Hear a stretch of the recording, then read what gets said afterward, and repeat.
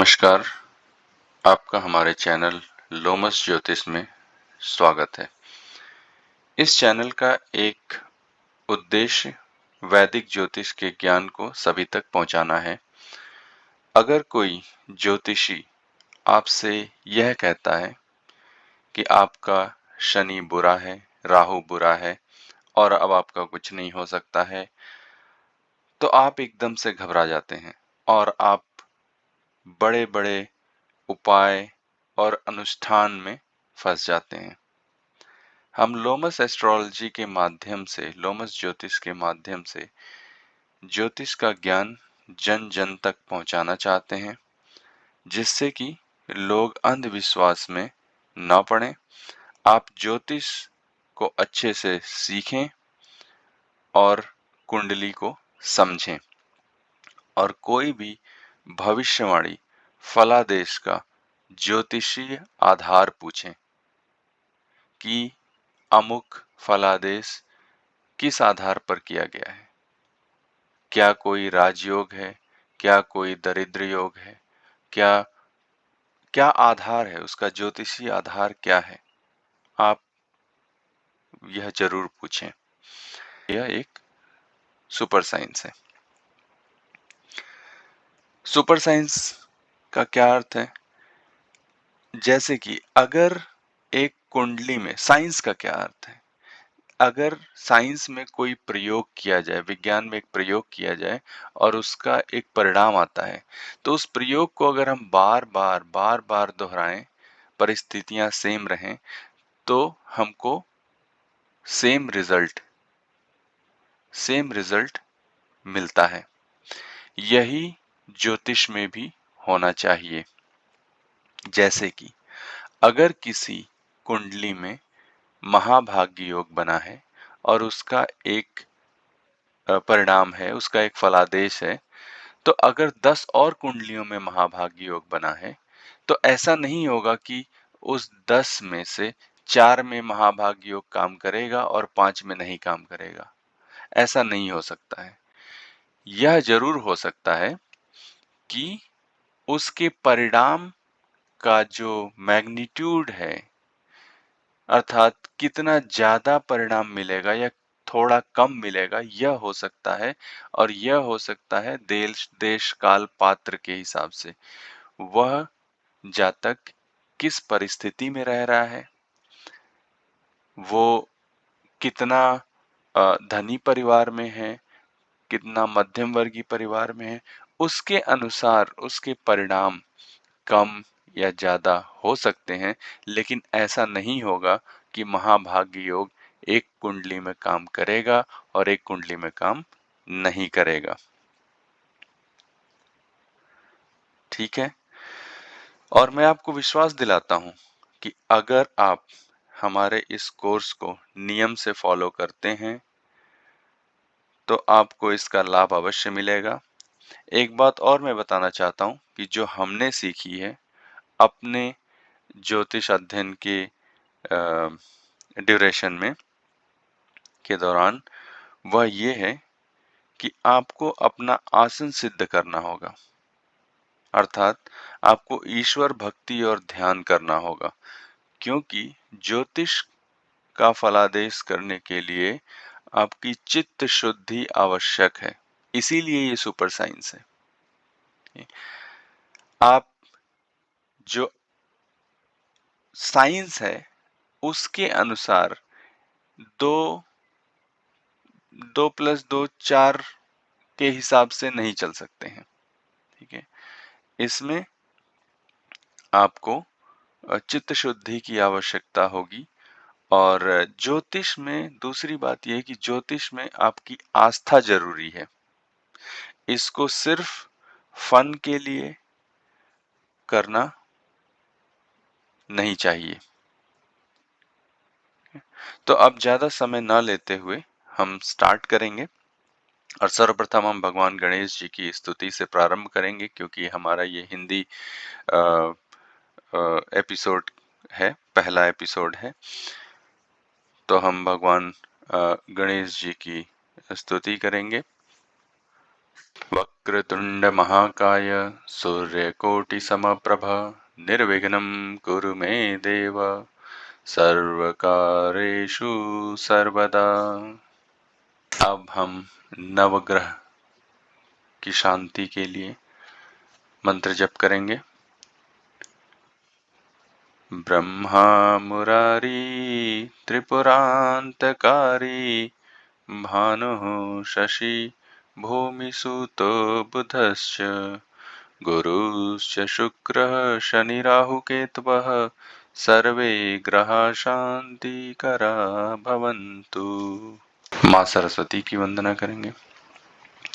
सरस्वती महाभागे विद्ये कमललोचने विद्यारूपे विशालाक्षी विद्यां देहि नमोस्तुते। श्रीमात्रे नमः।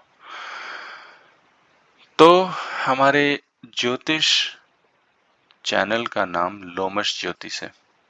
आप सब सोच रहे होंगे कि लोमश क्या है। लोमश एक ऋषि हैं और आज हम इसकी चर्चा करेंगे। लोमश ऋषि के बारे में जानेंगे, ज्योतिष क्या है हम ये समझेंगे, और ज्योतिष शास्त्र की क्या उपयोगिता है हम ये समझेंगे, और ज्योतिष कितने प्रकार का होता है और ज्योतिष का आधार क्या है। तो लोमश ऋषि ज्योतिष शास्त्र के प्रवर्तकों में से एक हैं और अन्य ऋषि भी हैं। 18 प्रवर्तक हैं, जैसे कि सूर्य, पितामह, व्यास, वशिष्ठ, अत्रि, पराशर, कश्यप, नारद मुनि, गर्ग, मरीचि, मनु, अंगीरा, लोमश, पोलिश, च्यवन, यवन, भृगु, शौनक। लोमश ऋषि इन प्रवर्तकों में से एक हैं। तो इसलिए हमने लोमश ऋषि का नाम लिया है हमारे ज्योतिष चैनल को शुरू करने के लिए। ज्योतिष क्या है? आकाशीय पिंडों और पृथ्वी पर उनके प्रभाव का अध्ययन। आकाशीय पिंड क्या है? ग्रह और नक्षत्र। इनका प्रयोग जो है वो भूत, भविष्य और वर्तमान की घटनाओं की भविष्यवाणी करने के लिए किया जाता है। आकाशीय पिंड या खगोलीय पिंड जो कि ग्रह और नक्षत्र हैं, उनकी गति और स्थिति के अध्ययन को गणितीय ज्योतिष कहा जाता है, जिसको सिद्धांत भी कहते हैं। इन खगोलीय पिंडों का चेतन और निर्जीव यानी living thing and non living thing पर क्या प्रभाव पड़ता है, इसको हम फलित ज्योतिष कहते हैं। इस चीज को जब हम जानने की कोशिश करते हैं तो इसको हम फलित ज्योतिष कहते हैं। ज्योतिष शास्त्र को वेद का छठा अंग भी कहा जाता है, षडांग कहा जाता है, जैसे कि शिक्षा, कल्प, निरुक्त, छंद, व्याकरण और ज्योतिष। ज्योतिष शास्त्र की उपयोगिता क्या है? भविष्य की योजना बनाने में हम ज्योतिष शास्त्र का उपयोग कर सकते हैं। लाभकारी प्रयास के लिए हम इसका उपाय कर सकते हैं, इसका यूज कर सकते हैं। बुरे समय से छुटकारा पाने के लिए हम इसका उपयोग कर सकते हैं। अब इसको और थोड़ा विस्तार में समझते हैं। भविष्य की योजना से क्या मतलब है? ज्योतिष शास्त्र में आप अगर किसी कुंडली को देखोगे तो कुंडली के 2 भाग होते हैं। एक भाग वो होता है जो कि स्थिर है। जब आपका जन्म हुआ तो ग्रहों की स्थिति जो थी वो हमेशा के लिए फिक्स है आपकी कुंडली में, लेकिन वो उस समय का स्नैपशॉट है, उस समय का की स्थिति है। लेकिन ग्रह रुके नहीं है, वो निरंतर गोचर कर रहे हैं, वो गति कर रहे हैं, वो गतिशील हैं। तो क्या होगा? दूसरा भाग जो है वो है डायनेमिक पार्ट, ठीक है, या जो चलायमान है वो भाग है। तो जो स्थिर भाग है जिसको कि हम कुंडली कहते हैं, जन्म पत्री कहते हैं, उसमें जो ग्रहों की स्थिति है वो बताते हैं कि क्या प्रॉमिसेस हैं आपकी कुंडली में। मीन्स अर्थात राजयोग है, धन योग है, कौन सा ग्रह उच्च का है, कौन सा नीच का है, लेकिन वो तो चेंज नहीं होगा समय के साथ। वो तो जब आप पैदा हुए या कोई जातक पैदा हुआ तो उसकी कुंडली में वो फिक्स हो गया। लेकिन अगर मान लीजिए कि धन योग है तो वो धन योग कब फलित होगा, इसका ये जो टाइमिंग की बात है, कब फलित होगा, इसकी जानकारी हमको मिलती है दशा सिस्टम से। बहुत तरह की, अनेक तरह की दशाएं हैं जो कि महर्षि पराशर ने दे रखी हैं। तो उन दशाओं का प्रयोग करके हम डायनेमिक पार्ट ऑफ कुंडली की अमुक घटना कब होगी, कब आपका समय अच्छा है, कब आपका समय कठिनाइयों से भरा है, ठीक है, तो इस बात की हम जानकारी प्राप्त कर सकते हैं। सो दशा सिस्टम का प्रयोग करके हम ये देख सकते हैं कि आने वाले समय में कब आपका जॉब यानी कि नौकरी परिवर्तन का योग है, कब आपका स्थान परिवर्तन का योग है, कब आपकी विदेश यात्रा का योग है, और उसके अनुसार आप भविष्य की योजनाएं बना सकते हैं। मैं आशा करता हूं कि आपको ये समझ में आ गया होगा।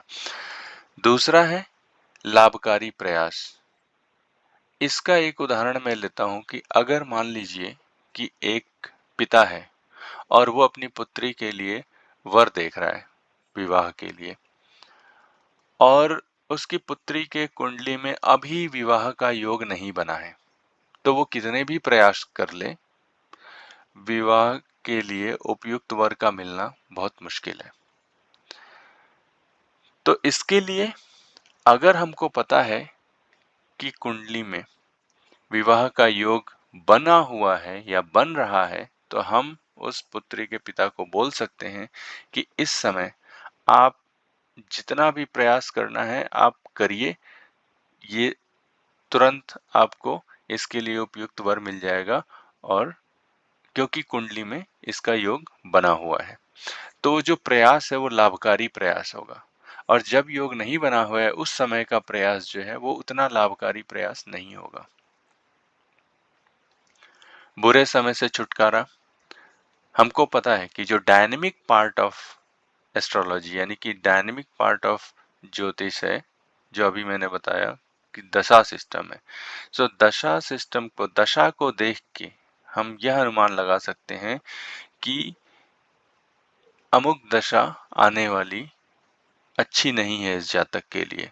इसमें इसको शारीरिक समस्याएं हो सकती हैं, कठिनाइयां हो सकती हैं, हर कार्य में रुकावट आ सकती है।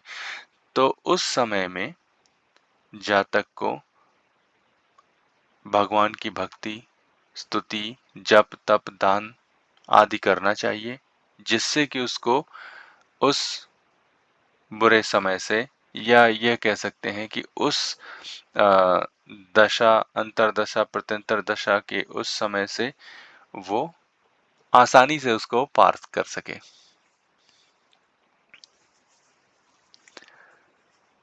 ज्योतिष के प्रकार को समझते हैं। सो ज्योतिष के 3 प्रकार हैं। एक है सिद्धांत, जिसको कि मैंने अभी बोला, अभी बताया आपको कि सिद्धांत जो है वो गणितीय भाग को बताता है। मीन्स कोई भी गणना करना, जैसे आपको ये जानना है कि कोई ग्रह अभी किस राशि में है, कितने डिग्री पे है, ठीक है, और कुंडली उसका बनाना, कुंडली खींचना, ठीक है, जन्म पत्रिका खींचना, और दशा की गणना करना, ये सब गणितीय ज्योतिष का के अंदर आता है। होरा, होरा वो है ज्योतिष का फलित भाग। ज्योतिष का फलित भाग जो है वो होरा है। यह एक व्यक्ति विशेष पर लागू होता है। अब यह भी 2 तरीके का हो सकता है। एक तो जातक की कुंडली के ऊपर, जातक की जन्म पत्रिका देखकर आप कुछ भविष्यवाणी करते हैं, आप कुछ फलादेश करते हैं, तो वो हो रहा है। लेकिन अगर किसी व्यक्ति के पास कुंडली नहीं है, उसका जन्म पत्रिका नहीं है, वो और आपके पास आता है, आपसे एक प्रश्न पूछता है, तो आप उस समय, जिस समय वह प्रश्न पूछा गया है, उस समय को आप नोट करते हैं और उस तिथि और समय के अनुसार आप एक कुंडली खींचते हैं, कुंडली बनाते हैं और उसके आधार पर जो फलादेश करते हैं वह भी होरा के अंतर्गत आता है। देन है संहिता। उसके बाद संहिता है। संहिता सांसारिक मामलों पर जब आप फलादेश करते हैं, जैसे कि युद्ध के ऊपर, राजनीति के ऊपर या राजनीतिक चुनाव के ऊपर, देन प्राकृतिक घटनाएं जैसे कि बारिश, भूकंप आदि के ऊपर, तो यह सब संहिता में आता है और इसको हम मेदिनी ज्योतिष कहते हैं, मंडेन एस्ट्रोलॉजी। संपूर्ण ज्योतिष का आधार क्या है? संपूर्ण ज्योतिष का आधार केवल तीन चीजों पर निर्भर करता है: 12 राशियां, 9 ग्रह और 27 नक्षत्र। 12 राशियां क्या हैं? मेष, वृषभ, मिथुन, कर्क, सिंह, कन्या, तुला, वृश्चिक, धनु, मकर, कुंभ, मीन। 9 ग्रह कौन कौन से हैं? सूर्य, चंद्रमा, बुध, शुक्र, मंगल, बृहस्पति, शनि, राहु और केतु। 27 नक्षत्र कौन से हैं? अश्विनी, भरणी, कृतिका, रोहिणी, मृगशिरा, आर्द्रा, पुनर्वासु, पुष्य, अश्लेषा, माघा, पूर्वा फाल्गुनी, उत्तर फाल्गुनी, हस्त, चित्र, स्वाति, विशाखा, अनुराधा, ज्येष्ठा, मूल, पूर्वाषाढ़ा, उत्तराषाढ़ा, श्रावण, धनिष्ठ, शतभिषा, पूर्व भाद्रपद, उत्तर भाद्रपद, रेवती। आपको 12 राशियां, 9 ग्रह और 27 नक्षत्रों को कंठस्थ करना होगा एक अच्छा फलित ज्योतिष करने के लिए। तो इसके साथ ही इस भाग में हम इतना ही बात करेंगे। अगले भाग में हम लेके आएंगे भाचक्र यानी कि ज़ोडिएक क्या है, राशि का आधिपत्य किसको दिया गया है, कौन से अर्थात कौन से ग्रह किस राशि के स्वामी हैं, कौन से ग्रह किस नक्षत्र के स्वामी हैं, राशि और नक्षत्र का आपस में क्या संबंध है, कैसे दो नक्षत्र या 3 नक्षत्र मिलकर राशि बनाते हैं, राशि एक नक्षत्र के कितने चरण होते हैं और नक्षत्र के स्वामी कौन है, ये हम आने वाले भाग में इसकी चर्चा करेंगे। तब तक के लिए नमस्कार।